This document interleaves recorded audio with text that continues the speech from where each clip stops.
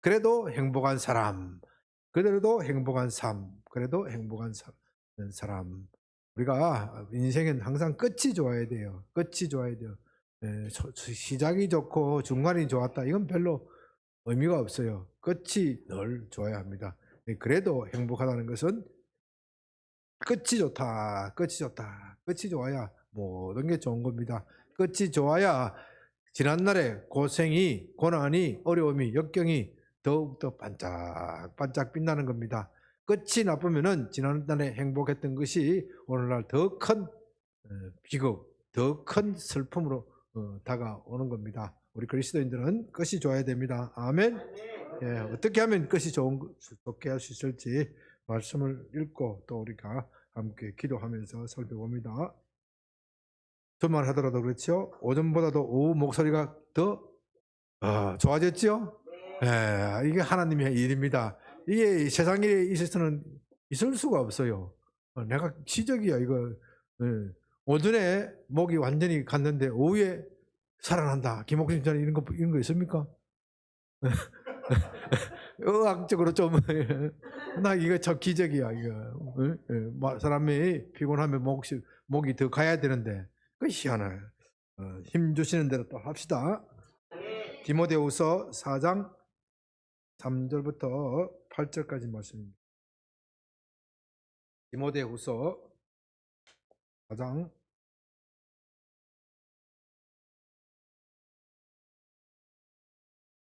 3절부터 8절 말씀.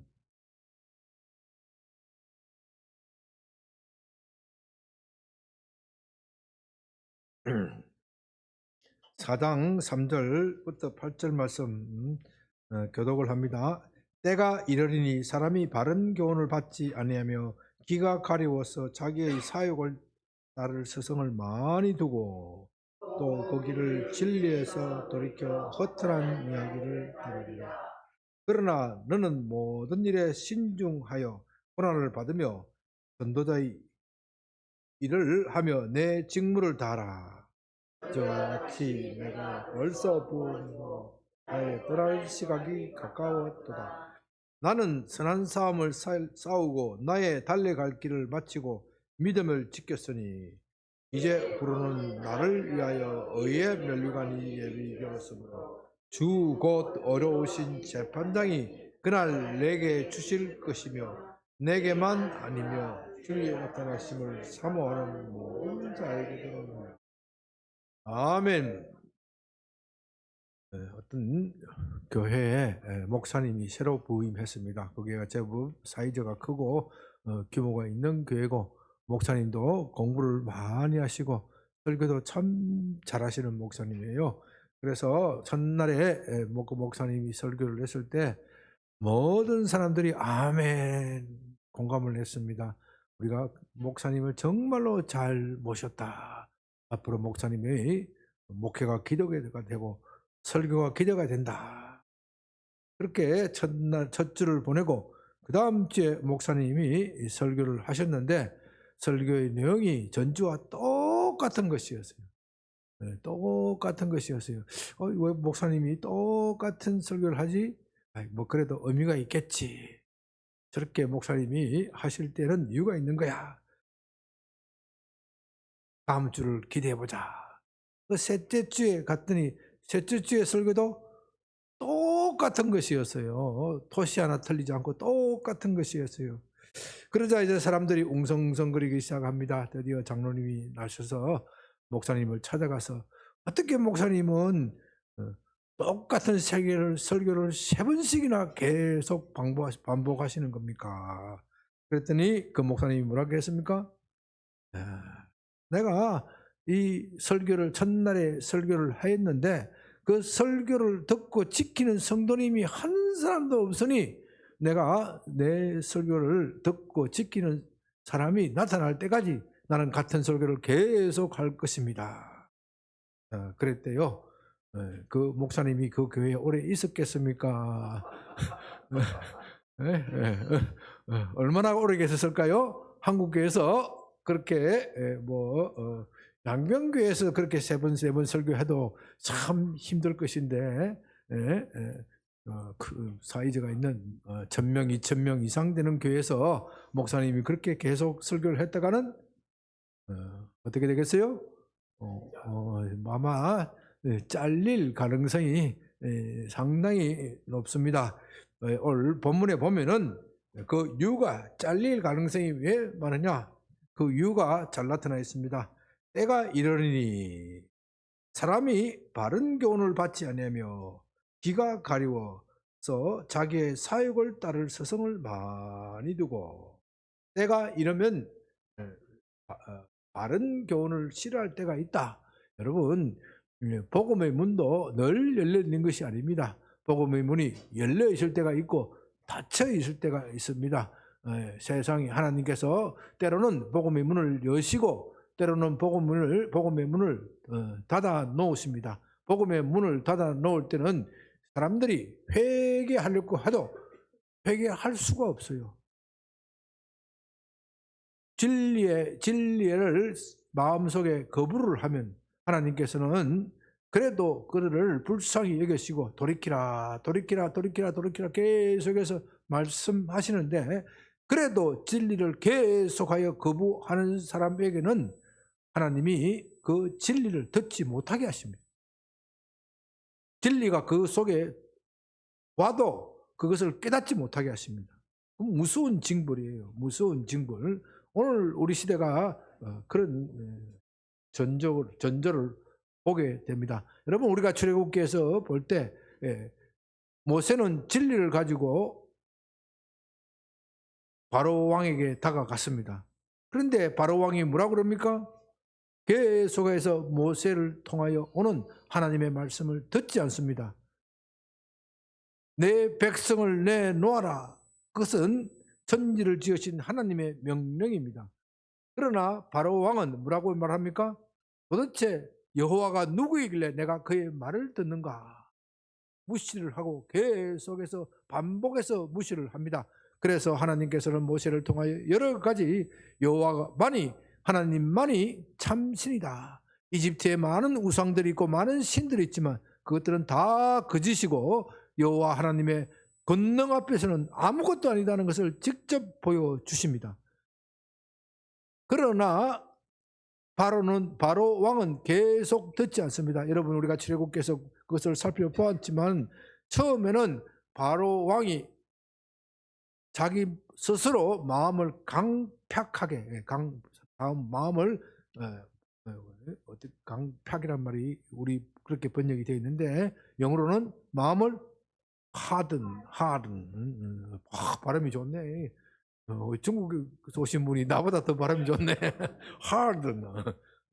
마음을 강팍하게, 마음을 딱딱하게, 마음을 굳게 했다. 목을 굳게 했다. 처음에는 바로 왕이 마음을 굳게 했다. 그렇게 하다가 나중에 가서는 하나님이 그의 마음을 딱딱하게 만들었다. 그렇게 말해요. 이렇게 바로 왕이 처음에 모세의 말을 들었을 때 처음에 긴가민가 하는 생각을 하다가 내가 모세를 따르면 어떻게 돼요? 내가 손해가 엄청날 것이다. 그렇게 계산을 하고 나는 모세의 말을 듣지 않기로 모세가 누구로부터 보내심을 받은 것은 중요하지 않다. 그가 설령 전지전능한 하나님으로부터 부르심을 받아서 내게 온다고 하더라도 내게 그것이 중요하지 않고 내게 중요한 것은 무엇이라고요? 오늘 본문에 나온 나의 사욕, 나의 욕심. 모세가 내 욕심에 딱 들어맞는 말을 하면 내가 어떻게 해요? 그를 들을 것이고 내 욕심에 거슬리는 말을 하면 어떻게 해요? 이것을 거절할 것이다. 그렇게 되니까 나중에 가서는 하나님께서 모세의 마음을 딱딱하게 하셨다. 다시는 회개할 기회를 주지 않겠다. 참 불행한 일이죠. 마찬가지로 이 사울 왕 사울 왕은 처음에 하나님의 부르심을 받았고 하나님의 말씀에 잘 순종하는 것 같았습니다. 그러나 그가 블레셋 군대와 싸움에서 이기고 전쟁에서 나가서 이겼을 때 마음이 교만해지고 딱딱해져 버렸습니다. 선지자 사무엘의 지적을 받고서도 회개하지 않고 회개하는 흉내만 내고 자기의 왕권만 폼을 잡는 데 더 신경을 썼습니다. 여러 번 하나님께서는 사무엘을 통하여 그의 죄를 지적하고 잘못을 지적했지만 그는 겉으로는 듣는 척하고 속으로는 듣지 않았습니다. 하나님보다는 자기의 사역을 더 높였습니다. 자기의 왕권을 더 높이고 자기를 더 높이는 데 더 관심을 기울이니까 나중에 어떻게 되었습니까? 하나님께서 그로 하여금 회개할 기회를 안 주셨어요. 여러분 이거 참 무서운 거예요. 그래서 여호와께서 보내신 악신이 사울을 지배한 거예요. 여호와께서 보내신 사울이 나중에 그 악신 때문에 귀신 들렸다면 요즘 말로 하면 귀신 들려서 미친 사람이 되었다. 그것 때문에 얼마나 고생을 했는데 그것이 누구에게 성경은 그 악신이 누가 보냈다고 그랬어요? 하나님께서 부리신 악신이라고 그랬어요. 참 무서운 말입니다. 우리가 마음을 딱딱하게 하고 굳히면요 하나님께서도 참다가 그때 가서는 참으시지 않으시고 징벌을 하시는데 그 징벌을 하시는 방법이 가장 무서운 징벌이 회개할 기회를 안 주신다. 지금 우리 때가 그런 겁니다. 지금 우리 때는 사람들이 바른 교훈을 받지 아니하여 귀가 가리워서 자기의 사역을 따를 스승을 많이 둔다. 오늘날 사람들은 많은 스승을 찾습니다. 누구의 말이 진리인가? 누구의 말이 내게 행복을 보장해 줄 것인가? 누구의 말을 따르면은 내가 돈을 많이 벌고 권력을 잡을 수 있고 어떻게 하면 이 세상에서 성공할 수 있을까? 이런 자기 사역에 관한 관심은 너무나도 많습니다. 그런 좋은 세미나가 있으면 찾아가고 그런 좋은 책이 있으면 성공하는 처세술 몇 가지? 7가지, 성공하는 습관 12가지 뭐 이런 제목을 붙이면 베스트셀러가 돼요. 베스트셀러가 되지만 오늘 본문의 말씀 5절 너는 모든 일에 신중하며 고난을 받으라. 책 제목을 이렇게 하면 책이 팔릴까요? 안 팔릴까요? 안 팔려요.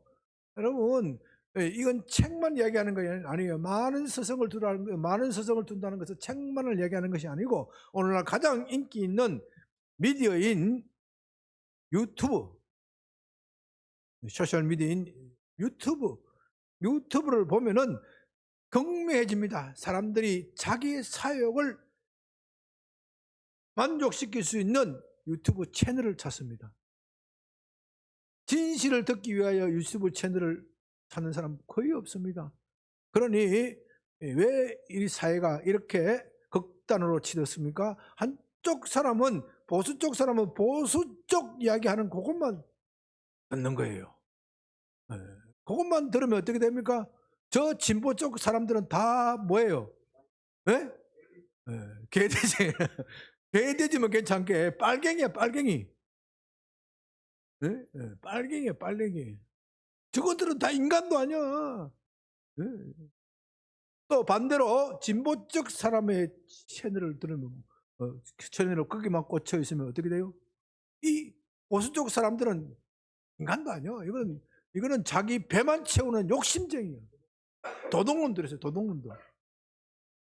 그러니까 한쪽에서는 빨갱이 투성이고 한쪽에는 뭐예요? 도둑놈 투성. 도둑놈과 빨갱이가 싸우는 세상이 지금 대한민국이 돼요. 왜 그렇습니까? 사람들이 진리에 대한 관심보다는 자기의 욕심을 만족시킬 수 있어요.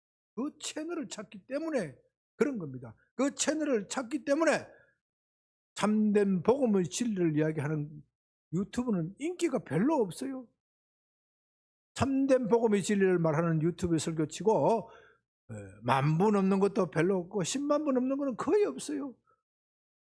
100만 부 넘는 거는 본 적이 없는 것 같아요. 빌리그람 설교 그것도 그렇지도 않은 것 같고, 네? 뭐 조영기 목사님 설교 우리 뭐그 몇십만 부 되는 설교 몇 편이 있더구만 100만 부 되는 거는 거의 없어요. 그러나 사람들의 자기의 길을 만족시켜 줄 연설, 엔터테인먼트 이런 건 뭐예요? 수백만 부, 수천만 부. 어제 보니까 사이에 그 강남 스타일이 얼마를 넘었어요? 네? 50억이 넘었대. 아이고, 조회수 50억이 넘었대. 아, 강남 스타일이 강남 맞아요? 노래가 말 타는 흉내 내고 그까지 그렇게 자기의 사욕을 자기의 말초신경을 만족시켜 줄 그런 것을 스승으로 삼고 따른단 말입니다. 그러니까 그 결과가 어떻게 되겠습니까?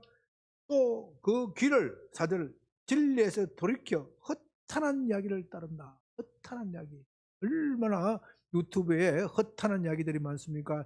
영화를 보면 또 요새 넷플릭스나 이런 또 무슨 영화 거기서 만드는 드라마 얼마나 잘 만들어요. 얼마나 재밌게 잘 만드는지 몰라요. 진짜 자꾸 이야기해서 죄송합니다만은 내가 운동하면서 유일하게 보는 드라마가 고려 그란 전쟁 그 재밌대요. 옛날 사과가 다르대. 긴박감 있고 극진감 있고 말이지. 얼마나 재밌는지 몰라. 예, 예. 옛날 우리나라 사극 만들면 좀 늘어졌어요. 아, 요새는 이제 한국 영화 잘 만들어요. 헐리우드 영화 헐리우드 영화보다 더 재밌는 것 같아. 예? 예. 뭐 얼마나 예? 예, 구성이 얼마나 치밀하게 잘 되어 있고 말이지. 긴박 있고 그다음에 어떤 것이 나올지 흥미진진하게 웬간한 헐리우드 영화 그것보다 훨씬 잘 만들어요. 이런 것들을 자꾸 듣게 되면은 그 길을 진리에서 들이켜 허탄한 이야기들, 허탄한 이야기들, 그 재미있는 이야기들 가운데 그 허탄한 이야기를 가끔 심어넣어요. 제작자들은 안 그럴지 모르지만은 좀 요즘 문제가 되는 게 무슨 영화예요? 서울의 봄. 네, 서울의 봄. 거기에 허탈한 이야기를 한두 가지 싹 심어놔요. 그게 정치적 의도거든. 그 정치적 의도. 네, 제작자들이 자기는 정치적 의도가 없다고 말하지만 또 반대 진영 사람들은 뭐라 그래요? 정치적 의도가 있다. 그렇게 이야기를 한 거예요. 그런 것들이 사람들이 속이고 사람들이 99% 진리를 말하면서 그때 가서 1% 진리를 살짝 거짓을 넣으면 어떻게 돼요? 진짜처럼 보이거든. 진짜처럼 보여요. 그래서 참과 거짓을 구별하기 어려운 그런 일들이 얼마든지 많이 있습니다. 제가 서울의 봄 이야기해서 좀 죄송합니다만은 꼭 그거 그렇다는 이야기는 아니고 또 괜히 또 여기 보면 또 얼굴 표정이 좀 안 좋은 사람이 또 있어. 내가 그런 이야기를 하려고 하는 게 아니고 정치 이야기를 하려고 하는 게 아니고 그런 식으로 사람들이 진리를 왜곡하는 허탄한 이야기, 복음 진리에 가는 것도 마찬가지예요. 저 사람 99%참 좋은 이야기를 하는 것 같은데 그 이상해. 그때 가서 1%가 좀 이상해. 그 1%가 나중에 점점 변질이 돼가지고 99%를 잡아먹어버려. 그거는 여러분들은 잘 모르시지만은요, 저는 목사들 사이에서 그것을 자주 봅니다. 저 사람 처음에 출발할 때는 너무 좋아서 겸손하고 기도 많이 하고 하나님의 권능과 능력이 나타나고 말씀이 파워가 있고 힘이 있고 어느새 슬금 변질되어 가지고 하나님의 영광보다는 자기의 영광을 드러낸다. 그 1%를 못 잡아서 그래. 그 초창기에 1%를 못 잡으니까 그 1%가 슬금슬금 커져가지고 나중에 99%를 잡아먹는 거예요. 이런 일들이 우리가 조심하지 않으면은 얼마든지 있는 겁니다. 그러나 이런 모든 일의 결국은 어떻게 되겠습니까? 처음은 해피로 시작했다가 그때는 언해피 엔딩이 된단 말이에요. 언해피. 우리가 그래도 행복해야 되는데 그래도 불행하게 돼요. 처음에 행복했다가 끝에 가서 불행하면 아무 소용이 없는 거예요. 그래도 행복한 사람. 우리가 그렇게 돼야 됩니다. 우리가 그래도 행복한 삶을 살려면 어떻게 해야 되느냐? 5절에 너는 모든 일에 신중하여. 그리스도인들은 신중해야 돼. 무슨 소리를 듣더라도 그것이 참인지 거짓인지 분석하고 생각을 해야 돼요. 예를 들면요, 여러분의 담임 목사에 대해서 이상한 소문이 들고 보면 이번 선교 여행을 갔더니 담임 목사님이 이상하게 눈이 이상하게 제가 옆에 아가씨를 주목해서 보더라. 이런 소문이 나는데 그거 함부로 믿으면 안 돼. 네? 함부로 믿으면 안 돼. 내가 뭐 이상한 사람 볼 시간이 어디 있었어? 김평중 목사님 딱 지키고 있는데. 네? 그런데 내가 지금 아직까지는 유명한 사람이 아니니까 이런 소문 잘 안 나. 내가 유명한 사람 되면 어떻게 돼요? 이런 소문이 나요. 네? 이런 소문이 난다니까. 네? 내가 국가적으로 중요한 일을 하고 그 사람 곧 뭐 장관이 될 거고 뭐 대통령이 될 것이다. 그렇게 또 뭐 목회를 해도 이 사람 조금만 있으면 뭐 한국교회에서 중요한 위치 뭐 총회장 뭐 이런 거 할 것이다. 이렇게 하면은 그 다음부터 소문이 싹 나요. 그럴듯하게 내요. 그럴듯하게. 김평수 목사님이 잠시 자리를 비운 사이에 옆에 아가씨를 쳐다보고 있더라. 이게 그 소문이 나다가 한 건너 건너가면 옆에 아가씨 손을 잡았더라. 또 한 걸음 건너가면 어떻게 돼요? 방에서 나와. 이 별별 소문이 다 퍼져나가는 거야. 별별 소문이 다 퍼져나가. 나중에 해명하기가 너무 힘들어. 너무 힘들어. 이 그리스도인들은 남에 대해서 부정적인 말을 나오더라도 그걸 함부로 옮기면 안 돼. 함부로 옮기는 건 이 교회 공동체가 무너질 뿐만 아니라 자기 영혼을 더럽히게 하는 거예요. 자기 영혼이 불에 타는 듯한 그런 고통을 겪는 그런 비참한 지경에 빠지는 겁니다. 지금 이 말씀은 사도 바울이 로마의 감옥에서 자기 수제자 디모데에게 하는 말입니다. 내가 이제 죽을 날이 얼마 남지 않았는데 너는 제발 좀 좋은 목사가 되라 이 말이에요. 좋은 목사가 되라. 물론 지금까지 너 수고한 거 하고 열심히 한 거 잘 알고 있지만 내가 나는 더 이상 이 땅에서 너를 돌보지 못해. 너를 지도하지 못해. 내가 너를 유언처럼 내가 너한테 지금 할 말이 있어.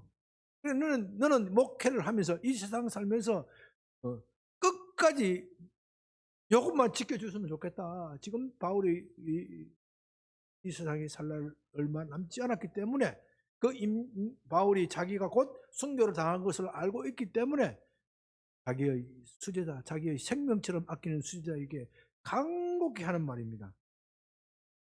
다음에 어떻게 해요? 고난을 받아요. 고난을 받아요. 인들은 고난을 두려워서는 안 돼요. 고난에 대한 설교가 한국에 사라진 것이 참 걱정스럽습니다. 고난에 대한 고난을 받으라. 고난을 받으라.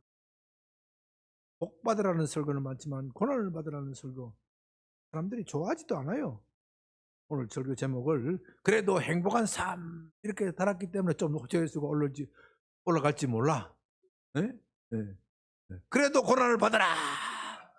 그렇게 하면 누가 보겠어요 그거. 네?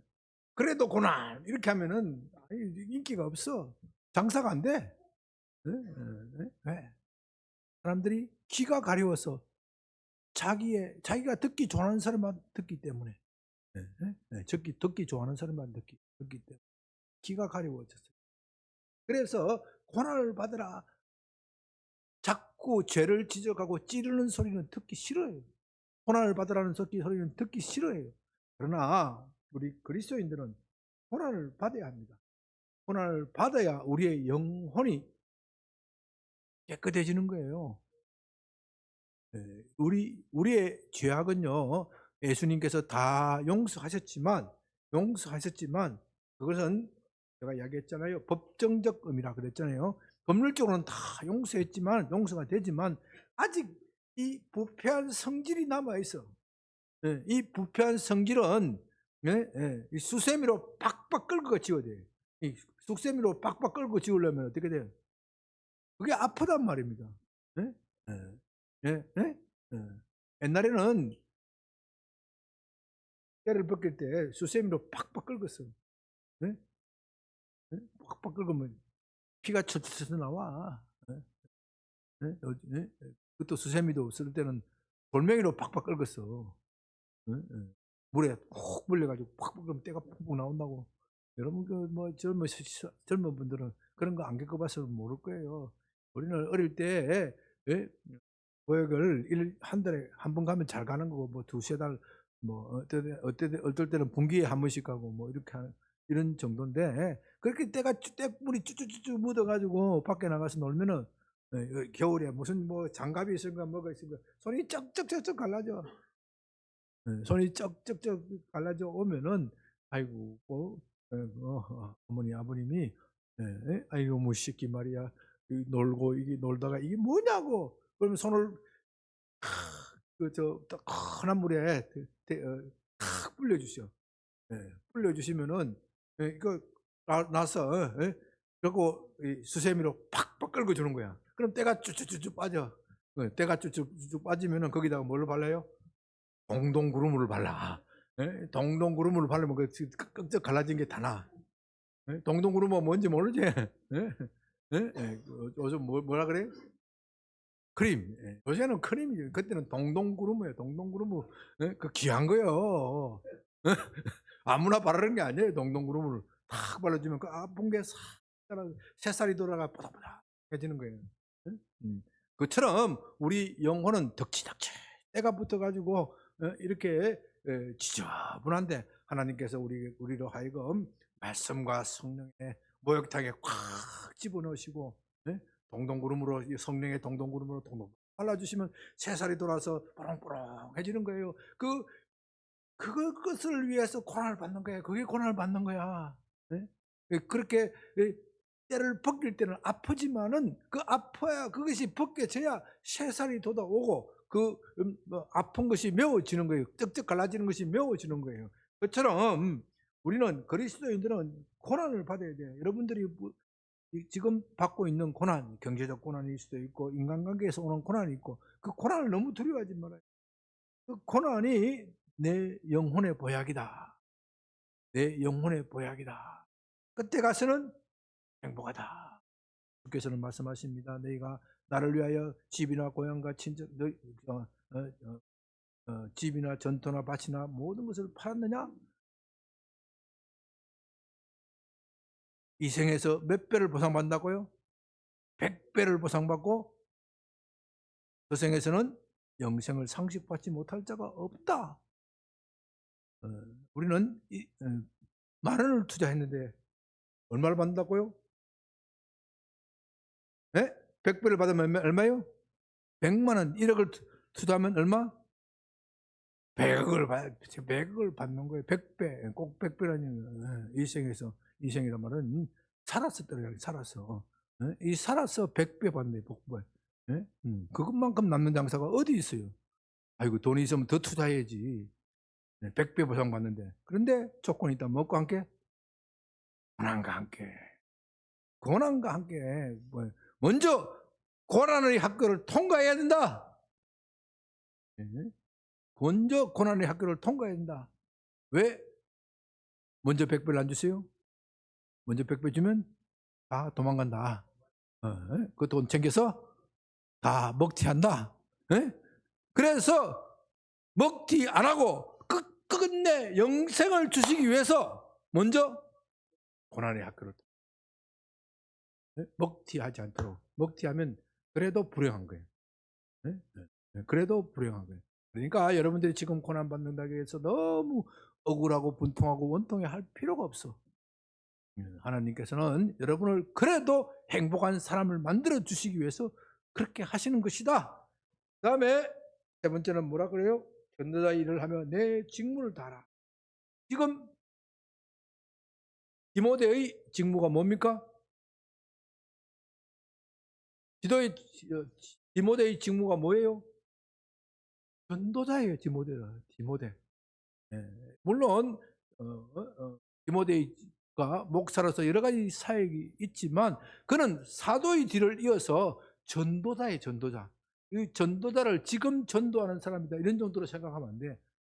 이때의 전도자는 사도와 같은 그런 권위를 가진 복음을 전달하는 그런 사람을 말합니다. 이 중요한 직무, 전도자의 직무, 너 직무에 대해서 최선을 다하라. 여러분은 하나님이 여러분의 각자에게 맡겨준 사명이 있어요. 디모데의 경우 전도하는 직무, 바울로부터 받은 이 복음을 후세들에게 전하는 이 중요한 직무가 있고, 또 저와 여러분 각자에게서는 하나님께서 부르신 부름의 소명이 있어요. 저희 경우에 법조인으로 부르시다가 지금 목회를 하는 목사의 소명이 있고, 여러분은 여러분의 직업 속에서 각자의 부르심이 있습니다. 어떤 사람은 학생으로서의 부르심이 있고, 어떤 사람은 직장인으로서 부름이 있고, 어떤 사람은 은행에서 부르시고, 어떤 사람은 교도소에서 부르시고, 어떤 사람은 학교에서 부르셨고, 여러 가지 직장 속에서 다양한 속에서 부르셨습니다. 그 부르심의 소명을 다하라. 너 직무를 다하라. 너 직무를 다하라. 네.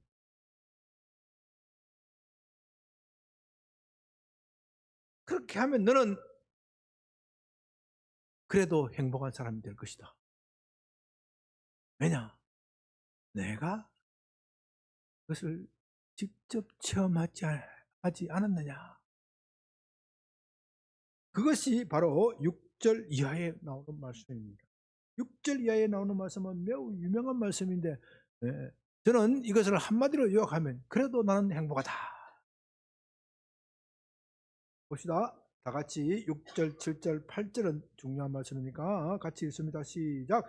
전제와 같이 내가 벌써 부어지고 나의 떠날 시각이 가까웠도다. 나는 선한 싸움을 살고 나의 달려갈 길을 마치고 믿음을 지켰으니 이제 후로는 나를 위하여 의의 면류관이 예비되었으며 주 곧 어려우신 재판장이 내 그날에 내게 주실 것이며 내게만 아니라 주의 나타나심을 사모하는 모든 자에게도. 참 멋있는 말입니다. 정말 멋있고 또 부러운 말입니다. 네? 여러분이 임종하는 순간, 내가 죽을 날이 얼마 남지 않았는데 이 말을 여러분들의 자녀들이나 여러분의 제자들이나 여러분이 가까운 사람들에게 여러분이 이 말을 할 수 있다면 여러분은 성공한 사람이에요. 8절 얼마나 멋있습니까? 전제와 같이 내가 벌써 부어지고 나의 떠날 시각이 가까웠다. 이 전제라는 거죠. 예, 예, 예. 예, 제사를 드릴 때, 하나님께 제사를 드릴 때 기름을 따라서 붓는 제사예요. 기름을 따라 부으면 기름이 흘러내리면서 동이 나는 거예요. 예, 무슨 말인지 알겠어요? 기름이 동이 나면 그 제사는 끝나는 거예요. 예? 그 전제를 기름을 부어서 또 포도주를 붓기도 하고, 그 제물에다가 기도나 제물을 더욱더 아름답게 하고 제물을 더욱더 제물답게 하는 거예요. 전제 그 자체로는 그 자체의 제사는 아니에요. 다른 제물로 바쳐진 그것에다가 기름이나 포도주를 붓는 거예요. 그게 전제, 부어지는 제사. 부어지는 그러니까 그 원 제물을 더욱더 향기롭게 하고 빛이 나게 하는 거예요. 사도 바울이 자기가 그렇게 삶을 살았다는 거예요. 나는 내 자신을 사는 것이 아니라 너희가 하나님께 앞에 드려지는 제물로 드려질 때 내가 너희가 드려지는 그것이 더욱더 빛나고 영광스럽도록 하기 위해 나는 그렇게 삶을 살았다. 그런데 내 기름이 어떻게 해요? 떨어졌다. 다 떨어져 간다. 무슨 말입니까? 나는 이미 사명의 사람인데 내 사명이 다했으니까 내 생명이 끝날 때가 되었다. 얼마나 멋있습니까? 여러분 죽을 때 나도 이 소리 한번 했으면 좋겠어요. 야, 이놈들아, 다 오너라. 아들아, 손자들아, 다 오너라. 그때는 또 내가 정손자까지 볼지도 모르겠어. 다 오라, 고손자, 다 오라. 나는 이미 전제와 같이 다 부어지, 나는 이미 부어지고 끝이 났다. 내 생명이 끝날 때가 되었다. 나는 선한 싸움을 싸우고 날래 달려갈 길을 마치고 믿음을 지켰다. 야, 선한 싸움을 싸우고 날래 달려갈 길을 마치고 믿음을 지켰으니 얼마나 멋있는 말입니까? 사도 바울이 이 말을 한 것은요, 고린도후서에 것을 생각했을지도 모릅니다. 사람들이 바울에 대해서 질시하고 시기하고 질투합니다. 당신이 무슨 사도냐? 당신이 사도면 나도 사도다. 당신이 고난받았으면 나도 고난받았다. 당신이 복음을 위하면 나도 복음을 위한다. 그런데 왜 당신은 사도 중에 사도라고 하면서 무슨 사람들로부터 존경을 받고 무슨 사람들로부터 관심의 대상이 되느냐? 시기하고 질투하면서 사도 바울을 깎아내리려고 합니다. 사도 바울은 이런 사람들에 대해서 원래는 대적할 의도가 전혀 없었습니다. 사람들은 그 사람들의 일이고 나는 내 일을 다 할 것이다. 그런데 이런 사람들의 말을 들은 교인들이, 고린도 교인들이 흔들리기 때문에 바울이 고린도전서 11장 16절에 내가 다시 말하노니 누구든지 나를 어리석은 자로 여기지 말라. 만일 그러하더라도 내가 조금 자랑할 수 있도록 어리석은 자로 받아라. 나에 대해서 이렇게 저렇게 말이 많은데 그래, 나도 한번 내 자랑 해보겠다. 내 자랑하는 것은 매우 어리석은 이야기다. 그러나 내가 부득불 내 자랑 한번 해보겠다. 그러니까 내가 지금 어리석은 이야기를 하더라도 너희들은 좀 참아두라. 그런 말을 하면서 이야기를 합니다. 22절 다 읽지는 그러니까 22절 그들이 히브리인이냐? 나도 히브리인이다. 초대교회에서 히브리인 그리스도인이라면 굉장한 교회 안에 신분이 높은 거예요. 나도 히브리인이다. 그들이 이스라엘이냐? 나도 그렇다. 그들이 아브라함이 우선이냐? 나도 그렇다. 그들이 그리스도의 일꾼이냐? 정신없는 말을 하는구나. 나는 더욱 그렇다. 내가 수고를 넘치도록 하고 옥에 갇히기도 하고 더 많이 하고 매도 수없이 맞고 여러 번 죽을 뻔하였으니 유대인들에게 40에서 하나 감한 매를 5번이나 맞았으며 40대 맞으면요 죽기 때문에 그래서 하나를 빼준다. 그래서 40 마이너스 하나 40에 하나 감한 매. 그러나 사실은 39대 맞기도 전에 죽는 사람이 많았다고 그래요. 만큼 이 매가 무서운 것인데 이 매를 몇 번이나 맞았다고요? 5번. 3번 태장으로 맞고 1번 돌로 맞고 3번 파선하고 일주일을 깊은 바다에서 지냈으며 여러 번 여행하면서 강의 위험과 강도의 위험과 동족의 위험과 이방인의 위험과 신의 위험과 광야의 위험과 바다의 위험과 거짓 형제 중에 위험을 당하고 또 수고하며 애쓰고 여러 번 자지 못하고 줄이며 목마르고 여러 번 굶고 또 헐벗으노라. 이 외에 이런 고사하고 아직도 날마다 내 속에 눌리는 일이 있으니 곧 모든 교회를 위하여 염려하는 것이라. 내가 이것을 자랑하겠다. 이게 말하면 나처럼 고난 많이 받은 사람이 있으면 나와봐라 그래. 이것이 바울 선생님이 자기를 자랑하기 위한 것이 아니고 그런 헛소문 때문에 부득불 해명하는 이야기입니다. 사도는 이것을 생각하면서 아마 이 말씀을 하였을 것입니다. 나는 믿음의 선한 싸움을 싸웠다. 내 앞에서는 극한 환난이 있었고 나를 흔들어 놓는, 나의 믿음을 흔들어 놓는 많은 사건들이 있었다. 그러나 나는 전제와 같이 부어졌다. 나는 내 목숨을 이미 그리스도께 바쳤고 내 모든 것이 다 바쳐더라도 나는 아깝지 않게 여겼다. 이제 내 생명이 진해졌다. 나 자신이 그것을 느낀다. 내가 이미 이력이 다 소모하였다. 하나님께서, 주님께서 나를 부르신다는 것을 내가 느끼고 있다. 그러나 나는 참 기쁘고 즐겁고 당당하다. 왜요? 8절 디모데후서 4장 8절 이제 부르는 나를 위하여 의의 면류관이 예비되었으므로 두고 의로우신 재판장이 그날에 내게 주실 것이며 내게만 아니라 주의 나타나심을 사모하는 모든 자에게도. 얼마나 멋있습니까? 그래서 이 사도 바울의 삶은 그래도 행복한 사람이에요. 방금 고린도후서 1장에서 그가 당한 얼마나 많은 혼란과 고난과 역경을 살펴보았습니까? 여러분, 저와 여러분이라면 그 중에 하나라도 겪었다면, 40의 감함에 하나라도 한 번이라도 맞았다면, 아이고 예수 믿는 것이 왜 이래? 복은 고사하고 죽도록 얻어터지네. 도망갔을지 몰라요. 그러나 사도는 이것을 감사히 여기고 그리스도의 고난에 동참하는 것, 그것으로 감사히 여깁니다.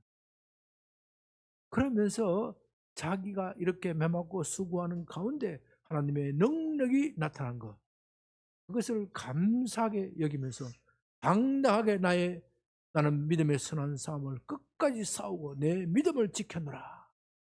그렇게 당당하게 고백하면서 자기의 사랑하는 후배 목사, 자기의 사랑하는 제자, 자기의 영적 아들인 디모데에게 너는 복음과 함께 고난을 받아라.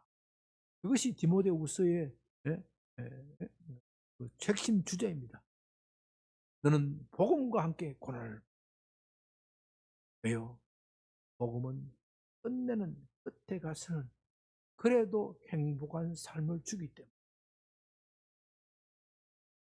너가 디모데야, 너가 이 세상에서 당하는 고난 그 잠깐이야. 너무나도 조금 찰나적인 것이야. 그럼에도 불구하고 하나님은 네가 이 세상에서 받는 그 고난에 100배를 보상해 주실 뿐만 아니라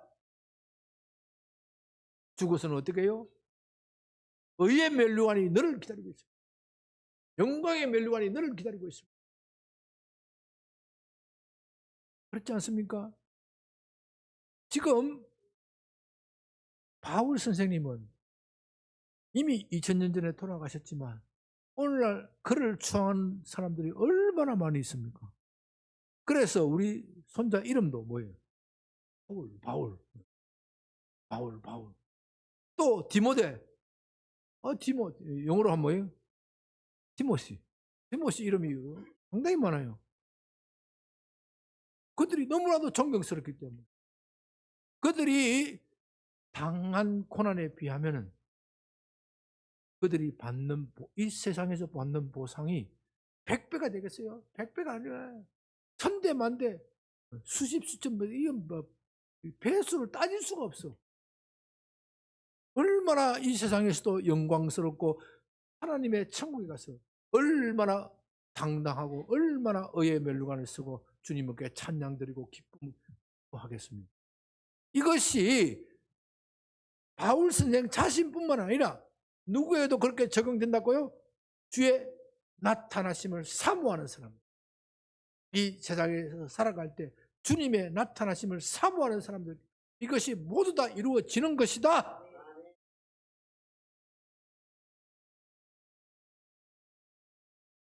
네, 말씀을 정리합니다.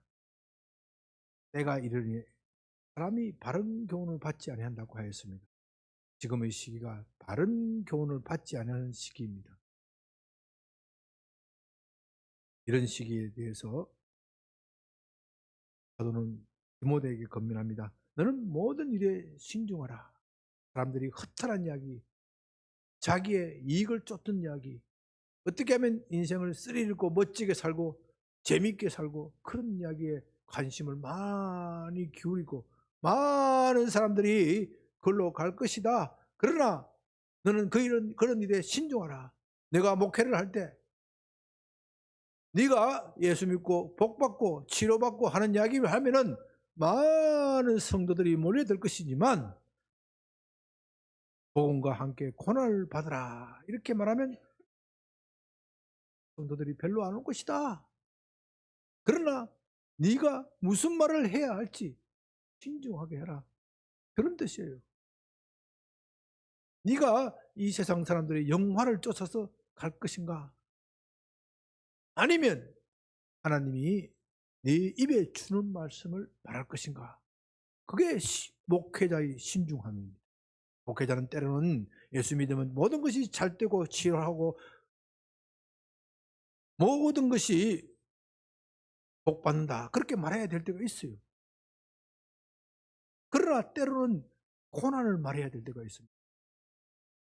그런데 사람들은요 자기 생각에 따라서 어떤 사람은 복만 이야기하는 사람이 있고 어떤 사람은 자기의 생각을 쫓아서 고난만 이야기하는 사람들이 있어요. 그건 다 자기 생각에 쫓아서 하는 것이기 때문에 신중한 것이 아니에요. 신중한 목회자가 그렇다면 여러분들도 신중해야 돼요.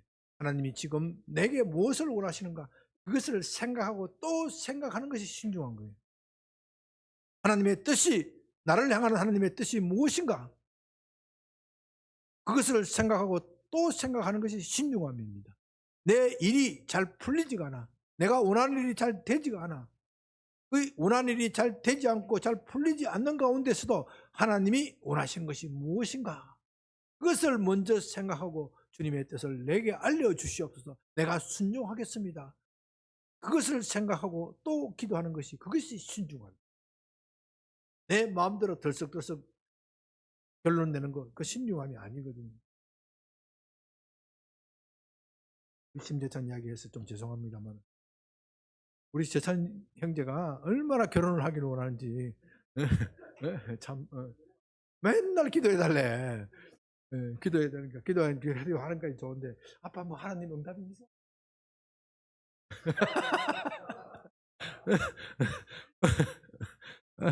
내가 신중하지 않으면요 아이고 응답이 있어 빨리 될 거야 이렇게 말하고 싶어요. 빨리 말하고 싶어요. 나도 그랬고요. 나도 시달리기 싫으니까 맨날 기도해 달라는데 근데 신중하려고 그게 아니고 기다리라. 그래, 기다리라는 답변은 별로 인기가 없어. 그러나 하나님이 내게 아무 말도 안 하시는데 뭐 내가 뭐라고 말하겠어요. 말 안 하면 감이 있지 않냐고. 감은 늘 좋아. 감은 늘 좋아. 왜? 그렇게 열심히 기도하는데 하나님이 상 안 주시겠냐? 나 감은 너무 좋은데 너무 감 쫓지 마. 하나님이 때가 있는 거야. 때가 있는 거야. 아유, 그게 신중함이 그게 신중. 무슨 말씀인지 알겠지요? 신중함이라는 것은 자기 스스로 결론 내는 거 아니에요. 자기 스스로 결론 내는 것이 아니고 하나님의 때를 기다리는 그게 신중함이에요. 신중하고 고난을 받으며 고난 속에서도 내 할 일을 다 하라. 하나님이 내게 맡겨주신 소명을 다 하라. 그러면 이 세상에서도 너가 잘 될 것이고 반드시 잘 될 날이 있다. 세상 사람들은 그렇게 말하면은 네가 헌신하면 다 손해를 보고 엄청난 손해를 보고 다시는 재기하지 못할 것이다. 그렇게 말하지만 아니다. 살아계신 하나님께서 반드시 이 세상에서 내게 100배 이상 보상해 줄 것이다. 최소한 100배다 이게 100배라는 거죠. 이게 최소한이야 이게. 100배 이상 보상해 줄 것이다. 그뿐만 아니라 의에 멸류관 영생을 취할 그날이 있다.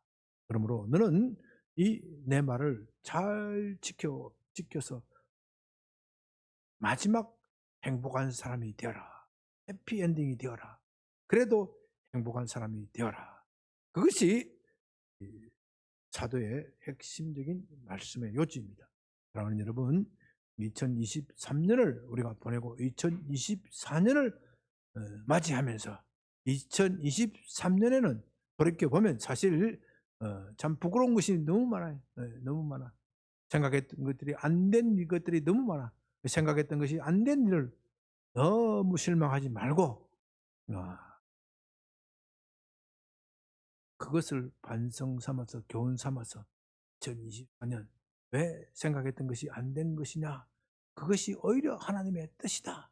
내가 생각했던 것대로 다 되었다면 나는 벌써 양변교회에 있지 많았을 것이다. 네.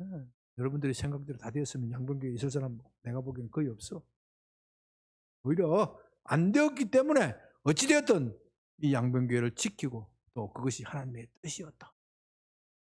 그것을 생각하면서 주님 2024년에는 오늘 아침 말씀을 근거로 해서 내가 어떻게 하면 하나님께 헌신할 것인가, 그것을 먼저, 내가 어떻게 하면 하나님께 먼저 드려질 것인가, 내가 어떻게 하면 오늘 본문의 표현대로 하나님께 전제로 부어질 것인가, 그것을 생각하며 결심하는 시간이 되었으면 좋겠습니다. 네, 우리 방송 관장분들